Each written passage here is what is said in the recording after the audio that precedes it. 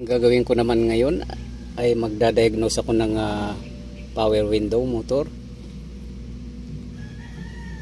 So ayaw gumana. So ito yung indikasyon kapag may power supply. Kaya umiilaw itong indicator na to. Mayroon siyang indicator dito, indicator light.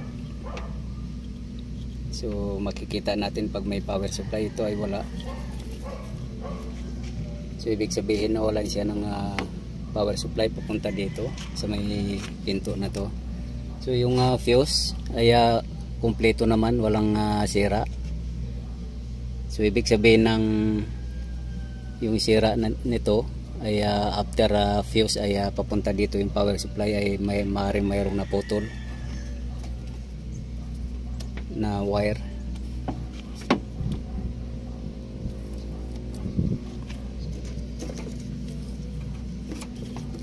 Ito yung switch niya. Modify na tong mga wiring na to dahil sa kalumaan na kailangan ng magbago ng wiring.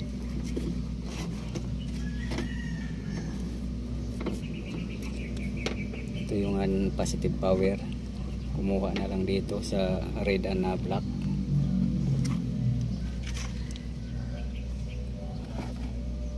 So ibig sabihin walang power supply ito.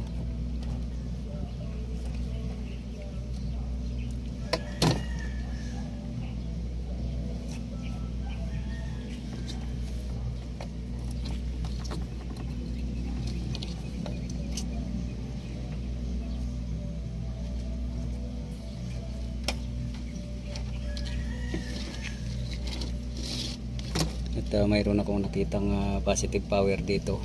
So yung kailangan kasi dito ay positive power, dahil yung negative power ay nandito na, kumuha na dito sa window. So wala nang problema to sa negative power. Yung positive power na lang para gumana itong power window motor nandito sa loob. So yung power window motor, yun yung nag-aangat at nagbababa ng window.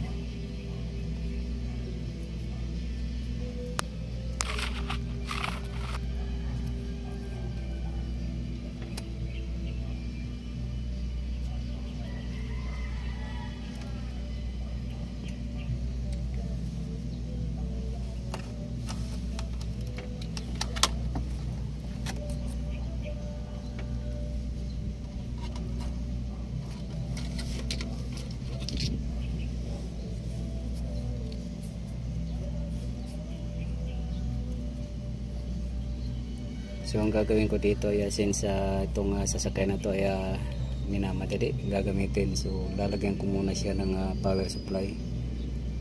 Kung mapapagana ko siya dito temporarily. So for testing muna tayo.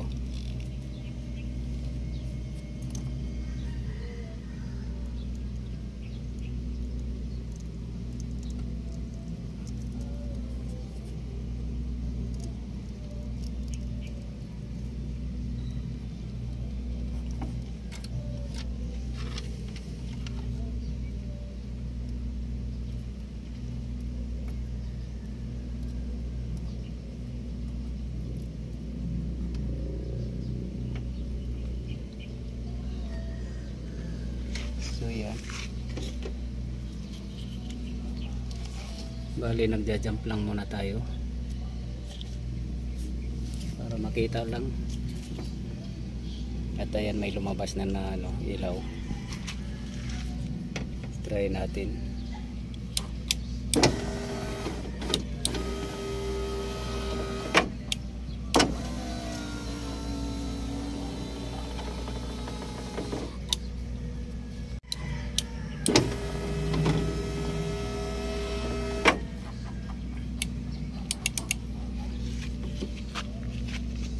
So pang madalian lang po muna to, bali kukunan ko po ng power supply itong na to, katabi niya, para magkaroon lang ng power supply itong wire na to.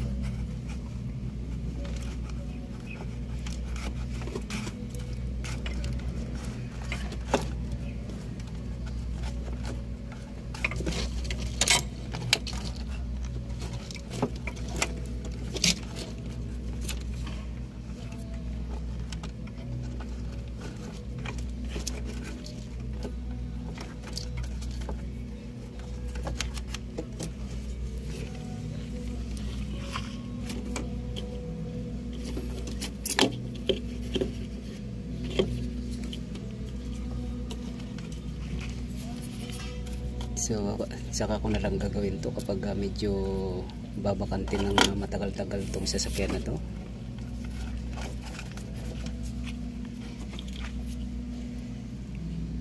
So ito yung indicator, may ilaw siya. Sabihin may power supply na siya. Actually positive power lang yung nawala dito.